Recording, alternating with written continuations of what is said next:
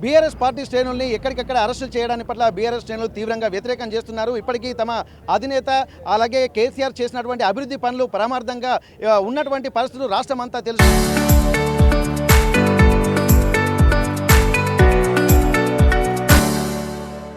కానీ BRS working president కూడా ఈరోజు కన్నేపల్లి పంప్ హౌస్ను పరిశీలించినటువంటి నేపథ్యంలో ఈ అరెస్టులను కూడా తీవ్రంగా తప్పుపడుతున్న నేపథ్యంలో బీఆర్ఎస్ నేత ఏనుగుల రాకేష్ రెడ్డి గారు మనతో ఉన్నారు. సార్, ఇప్పటి వరకు జరుగుతున్నటువంటి పరిణామాల మీద ఇక్కడ కరువు ఛాయలు కూడా తాండవిస్తున్నాయని చెప్పి అంటున్నారు. భారత వాతావరణ శాఖ కూడా ఐఎండీ ఇదే విషయాన్ని కూడా చెప్తున్నటువంటి పరిస్థితి. మరి ఉన్నటువంటి నీళ్లను వినియోగించుకోవడం అనేది ప్రివెంటివ్ మెజర్స్ అనేది చాలా ఇంపార్టెంట్. కానీ ఆ ప్రివెంటివ్ మెజర్స్లో భాగంగా ఎందుకు ఈ ఉదాసీన వైఖరి అన్నటువంటి ఆలోచనలు కూడా సర్వత్రా వ్యక్తమవుతున్న నేపథ్యంలో మరి కన్నేపల్లి పంప్ హౌస్ను పరిశీలిస్తున్నటువంటి పరిస్థితులు కనిపిస్తున్నాయి. మరి ఈ సిచ్యువేషన్ మీరు ఎట్లా చూస్తున్నారు? ఇక్కడ ఒకటి మోదము, ఒకవైపు ఖేదం కనిపిస్తున్నటువంటి పరిస్థితులు మనకు కనిపిస్తున్నాయి. మీకు కనిపిస్తున్నటువంటి సిచ్యువేషన్ అరెస్టుల పర్వాన్ని ఎట్లా చూస్తున్నారు?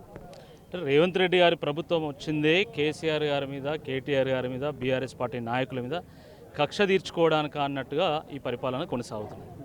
అయితే కేసీఆర్ గారి మీదనో బీఆర్ఎస్ పార్టీ నాయకుల మీదనో కక్ష తీర్చుకుంటే తీర్చుకోండి, ఇబ్బంది ఏం లేదు, దాన్ని మేము ఎదుర్కొంటాం. కానీ ఆ పేరు మీద మీరు రైతుల మీద కక్ష కడతామంటే మాత్రం తప్పకుండా బీఆర్ఎస్ పార్టీ దాన్ని ఖండిస్తుంది, దాన్ని ఎదుర్కొంటుంది, ప్రతిఘటిస్తుంది అని చెప్పి ఈ సందర్భంగా హెచ్చరించడానికే మరి కేటీఆర్ గారు హైదరాబాద్ నుండి ఈరోజు కన్నేపల్లి పంప్ హౌస్ వద్దకు వారు ప్రయాణం కొనసాగిస్తూ ఉన్నారు. వారు హైదరాబాద్ నుంచి బయలుదేరే దగ్గర నుంచి దారి పొడుగున అడుగడుగున మా కార్యకర్తల్ని, మా నాయకత్వ గణాన్ని అడ్డుకునేటువంటి ఒక ప్రయత్నం చేస్తూ ఉన్నారు. మీరు ఆలోచించండి, ఒకవైపు ఎల్నినో ప్రభావం వల్ల కరువు వస్తుందని చెప్పి వార్తలు వస్తున్నాయి. విత్తనాల సీజన్ దాటిపోతుంది. ఇప్పటివరకు చాలా చోట్ల అసలు విత్తనాలే వేసిన పత్తి గింజలు మొలుస్తలేవు, పోగుంటలు పెడితే కూడా మొలుస్తలేవు. మరి ఈ నేపథ్యంలో ఎవడైనా తెలివైనటువంటి వాడు, పరిపాలన కూడా అనేటువంటి వాడు, అక్కడ కాళేశ్వరం దగ్గర 90 ఫీట్లో కన్నేపల్లి పంప్ హౌస్ దగ్గర 90 అడుగుల్లో నీటి ప్రవాహం ఉన్నప్పుడు మనం నీటిని తోడి మనం సేవ్ చేసుకోవచ్చు.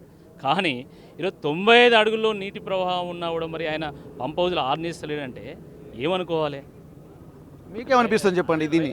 ఆయన అసలు అంటే ఎంతసేపు రాబోయే ఎన్నికల గురించే ఆలోచిస్తున్నాడు తప్ప ప్రజల గురించి లేకపోతే రాబోయే తరాల గురించి ఆలోచిస్తలేడు. ఒక సాధారణ నాయకుడు రాబోయే ఎన్నికల గురించి ఆలోచిస్తాడు. నిజమైనటువంటి నాయకుడు రాబోయే తరాల గురించి ఆలోచిస్తాడు. నాయకుడు రాబోయే తరం గురించి ఆలోచించాలి, ప్రజల గురించి ఆలోచించాలి, ప్రజల బాగోగుల గురించి ఆలోచించాలి. అలా ఆలోచించకుండా కేవలం తన రాజకీయ స్వలాభం కోసము కాళేశ్వరాన్ని పడావు పెట్టాలి, కాళేశ్వరం కూలిపోయిందని ప్రజల్ని నమ్మించాలి, తద్వారా రాజకీయ లబ్ధి పొందాలనేటువంటి ఒక కుట్రలో భాగంగానే రేవంత్ రెడ్డి గారు 3 ఏళ్ల నుంచి కాళేశ్వరాన్ని పడావు పెట్టిండు. ఏం జరిగింది ఈరోజు? ఇప్పుడు కాళేశ్వరాన్ని పడావు పెట్టడం వల్ల మనకు ప్రొడక్టివిటీ తగ్గింది. ఈరోజు మా రాష్ట్రంలో అసలు లిక్విడిటీ లేదు, అన్ని బిజినెస్ ఆగిపోయినాయి, మొత్తం నష్టాల బాటలో ఉంది, ఉపాధి కల్పన లేదు, ప్రజలు చాలా ఇబ్బంది పడుతున్నటువంటి ఈ నేపథ్యంలో తప్పకుండా కాళేశ్వరం దగ్గర మళ్ళీ పంప్ హౌస్లో ఆన్ చేయాలి. ఎట్టి పరిస్థితుల్లో మేము కన్నేపల్లి చేరుకుంటాం. అల్టిమేట్గా ఈ తెలంగాణకు కాళేశ్వరమే కల్పతరు అనేటువంటి వాస్తవాన్ని మేము రుజువు చేస్తాం. ఓకే, ఇప్పటికీ గమనించినట్టయితే తెలంగాణ రాష్ట్రంలో కూడా ఇక్కడ ఎల్నిలా ప్రభావంతో వాతావరణం కూడా కొంత స్తబ్దుగా ఉన్నటువంటి పరిస్థితి. వర్షాలు పడకపోవడం వల్ల వేసినటువంటి విత్తనాలు, పండేటువంటి పంటలు కూడా ఎక్కడికక్కడ భూమిలోనే ఇంకిపోయినటువంటి పరిస్థితులు కనిపిస్తున్నాయి. కాబట్టి ఇక్కడ కల్పతరువుగా ఉన్నటువంటి కాళేశ్వరాన్ని కనుక ఒకసారి ఆన్ చేస్తే మాత్రం ఉన్నటువంటి ఉమ్మడి వరంగల్ జిల్లాతో పాటు పక్కన ఉన్నటువంటి కరీంనగర్ జిల్లాలకు కూడా నీటి లభ్యత ఉంటుంది. తద్వారా ఒక సస్యశ్యామలమైనటువంటి వాతావరణం అయితే ఉంటుంది. అట్లాంటి వాతావరణానికి భిన్నంగా ఇప్పుడు ఉన్నటువంటి రాష్ట్రము కరువు తాండవిస్తుందని చెప్పి అంటున్నారు. తెలంగాణ రాష్ట్రం ఏర్పడిన తర్వాత ఇదే ఇన్నిసార్లు వర్ష పడకపోవడానికి మొదటి సిచ్యువేషన్ చూస్తున్నామని చెప్పి అంటున్నారు. ఇక్కడ ఎన్నికల కోసం కాకుండా ప్రజల కోసం బాగు కోసం చూసేటువంటి వాళ్ళే నిజమైన నాయకులుగా గుర్తించాల్సింది తప్ప ఇక్కడ వ్యాపార సముదాయాలు చూసుకోవాల్సినటువంటి అవసరం లేదు. ఇక్కడ రైతాంగం ఎంత సుభిక్షంగా ఉంటే అంత సుభిక్షంగా ప్రాంతం ఉంటుందన్నటువంటి ఒక ఆలోచన కూడా బీఆర్ఎస్ నేతలు చెప్తున్నటువంటి పరిస్థితి. ఇప్పటికైనా సరే కన్నేపల్లి పంప్ హౌస్ను కూడా ఆన్ చేసి ఇక తద్వారా ప్రజలకు మేలు చేయాలన్నట్టుగా విజ్ఞప్తిని మాత్రం బీఆర్ఎస్ నేతలు చేస్తున్నటువంటి పరిస్థితి. బీఆర్ఎస్ పార్టీ శ్రేణుల్ని ఎక్కడికక్కడ అరెస్టులు చేయడానికి పట్ల బీఆర్ఎస్ శ్రేణులు తీవ్రంగా వ్యతిరేకం చేస్తున్నారు. ఇప్పటికీ తమ అధినేత అలాగే కేసీఆర్ చేసినటువంటి అభివృద్ధి పనులు పరమార్థంగా ఉన్నటువంటి పరిస్థితులు రాష్ట్రమంతా తెలుసు. కానీ బీఆర్ఎస్ వర్కింగ్ ప్రెసిడెంట్ కూడా ఈరోజు కన్నేపల్లి పంప్ హౌస్ను పరిశీలించినటువంటి నేపథ్యంలో ఈ అరెస్టులను కూడా తీవ్రంగా తప్పుపడుతున్న నేపథ్యంలో బీఆర్ఎస్ నేత ఏనుగుల రాకేష్ రెడ్డి గారు మనతో ఉన్నారు. సార్, ఇప్పటి వరకు జరుగుతున్నటువంటి పరిణామాల మీద ఇక్కడ కరువు ఛాయలు కూడా తాండవిస్తున్నాయని చెప్పి అంటున్నారు. భారత వాతావరణ శాఖ కూడా ఐఎండీ ఇదే విషయాన్ని కూడా చెప్తున్నటువంటి పరిస్థితి. మరి ఉన్నటువంటి నీళ్లను వినియోగించుకోవడం అనేది ప్రివెంటివ్ మెజర్స్ అనేది చాలా ఇంపార్టెంట్. కానీ ఆ ప్రివెంటివ్ మెజర్స్లో భాగంగా ఎందుకు ఈ ఉదాసీన వైఖరి అన్నటువంటి ఆలోచనలు కూడా సర్వత్రా వ్యక్తమవుతున్న నేపథ్యంలో మరి కన్నెపల్లి పంప్ హౌస్ను పరిశీలిస్తున్నటువంటి పరిస్థితులు కనిపిస్తున్నాయి. మరి ఈ సిచ్యువేషన్ మీరు ఎట్లా చూస్తున్నారు? ఇక్కడ ఒకటి మోదము, ఒకవైపు ఖేదం కనిపిస్తున్నటువంటి పరిస్థితులు మనకు కనిపిస్తున్నాయి. మీకు కనిపిస్తున్నటువంటి సిచ్యువేషన్ అరెస్టుల పర్వాన్ని ఎట్లా చూస్తున్నారు?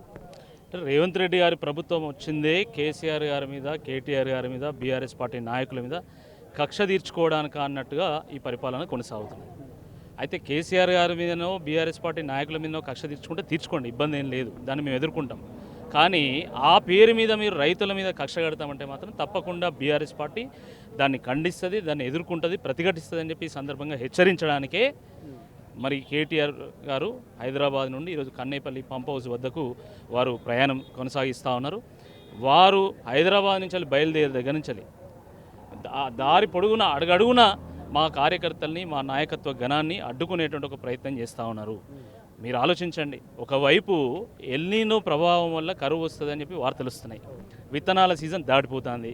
ఇప్పటివరకు చాలా చోట్ల అసలు విత్తనాలే వేసిన పత్తి గింజలు మొలుస్తలేవు, పోగుంటలు పెడితే కూడా మొలుస్తలేవు. మరి ఈ నేపథ్యంలో ఎవడైనా తెలివైనటువంటి వాడు, పరిపాలన కూడా అనేటువంటి వాడు, అక్కడ కాళేశ్వరం దగ్గర 90 ఫీట్లో కన్నేపల్లి పంప్ హౌస్ దగ్గర 90 అడుగుల్లో నీటి ప్రవాహం ఉన్నప్పుడు మనం నీటిని తోడి మనం సేవ్ చేసుకోవచ్చు. కానీ ఈరోజు 95 అడుగుల్లో నీటి ప్రవాహం ఉన్నా కూడా మరి ఆయన పంప్ హౌస్లో ఆర్నేస్తలేడంటే ఏమనుకోవాలి? మీకేమనిపిస్తుంది చెప్పండి దీన్ని? ఆయన అసలు అంటే ఎంతసేపు రాబోయే ఎన్నికల గురించే ఆలోచిస్తున్నాడు తప్ప ప్రజల గురించి లేకపోతే రాబోయే తరాల గురించి ఆలోచిస్తలేడు. ఒక సాధారణ నాయకుడు రాబోయే ఎన్నికల గురించి ఆలోచిస్తాడు. నిజమైనటువంటి నాయకుడు రాబోయే తరాల గురించి ఆలోచిస్తాడు. నాయకుడు రాబోయే తరం గురించి ఆలోచించాలి, ప్రజల గురించి ఆలోచించాలి, ప్రజల బాగోగుల గురించి ఆలోచించాలి. అలా ఆలోచించకుండా కేవలం తన రాజకీయ స్వలాభం కోసము కాళేశ్వరాన్ని పడావు పెట్టాలి, కాళేశ్వరం కూలిపోయిందని ప్రజల్ని నమ్మించాలి, తద్వారా రాజకీయ లబ్ధి పొందాలనేటువంటి ఒక కుట్రలో భాగంగానే రేవంత్ రెడ్డి గారు 3 ఏళ్ల నుంచి కాళేశ్వరాన్ని పడావు పెట్టిండు. ఏం జరిగింది ఈరోజు? ఇప్పుడు కాళేశ్వరాన్ని పడావు పెట్టడం వల్ల మనకు ప్రొడక్టివిటీ తగ్గింది. ఈరోజు మా రాష్ట్రంలో అసలు లిక్విడిటీ లేదు, అన్ని బిజినెస్ ఆగిపోయినాయి, మొత్తం నష్టాల బాటలో ఉంది, ఉపాధి కల్పన లేదు, ప్రజలు చాలా ఇబ్బంది పడుతున్నటువంటి ఈ నేపథ్యంలో తప్పకుండా కాళేశ్వరం దగ్గర మళ్ళీ పంప్ హౌస్లో ఆన్ చేయాలి. ఎట్టి పరిస్థితుల్లో మేము కన్నేపల్లి చేరుకుంటాం. అల్టిమేట్గా ఈ తెలంగాణకు కాళేశ్వరమే కల్పతరు అనేటువంటి వాస్తవాన్ని మేము రుజువు చేస్తాం. ఓకే, ఇప్పటికీ గమనించినట్టయితే తెలంగాణ రాష్ట్రంలో కూడా ఇక్కడ ఎల్నిలా ప్రభావంతో వాతావరణం కూడా కొంత స్తబ్దుగా ఉన్నటువంటి పరిస్థితి. వర్షాలు పడకపోవడం వల్ల వేసినటువంటి విత్తనాలు, పండేటువంటి పంటలు కూడా ఎక్కడికక్కడ భూమిలోనే ఇంకిపోయినటువంటి పరిస్థితులు కనిపిస్తున్నాయి. కాబట్టి ఇక్కడ కల్పతరువుగా ఉన్నటువంటి కాళేశ్వరాన్ని కనుక ఒకసారి ఆన్ చేస్తే మాత్రం ఉన్నటువంటి ఉమ్మడి వరంగల్ జిల్లాతో పాటు పక్కన ఉన్నటువంటి కరీంనగర్ జిల్లాలకు కూడా నీటి లభ్యత ఉంటుంది. తద్వారా ఒక సస్యశ్యామలమైనటువంటి వాతావరణం అయితే ఉంటుంది. అట్లాంటి వాతావరణానికి భిన్నంగా ఇప్పుడు ఉన్నటువంటి రాష్ట్రము కరువు తాండవిస్తుందని చెప్పి అంటున్నారు. తెలంగాణ రాష్ట్రం ఏర్పడిన తర్వాత ఇదే ఇన్నిసార్లు వర్ష పడకపోవడానికి మొదటి సిచ్యువేషన్ చూస్తున్నామని చెప్పి అంటున్నారు. ఇక్కడ ఎన్నికల కోసం కాకుండా ప్రజల కోసం బాగు కోసం చూసేటువంటి వాళ్ళే నిజమైన నాయకులుగా గుర్తించాల్సింది తప్ప ఇక్కడ వ్యాపార సముదాయాలు చూసుకోవాల్సినటువంటి అవసరం లేదు. ఇక్కడ రైతాంగం ఎంత సుభిక్షంగా ఉంటే అంత సుభిక్షంగా ప్రాంతం ఉంటుందన్నటువంటి ఒక ఆలోచన కూడా బీఆర్ఎస్ నేతలు చెప్తున్నటువంటి పరిస్థితి. ఇప్పటికైనా సరే కన్నెపల్లి పంప్ హౌస్ను కూడా ఆన్ చేసి ఇక తద్వారా ప్రజలకు మేలు చేయాలన్నట్టుగా విజ్ఞప్తిని మాత్రం బీఆర్ఎస్ నేతలు చేస్తున్నటువంటి పరిస్థితి. హనుమకొండ నుండి కెమెరా పర్సన్ వంశీతో వెంకటరత్నం, RTV వరంగల్.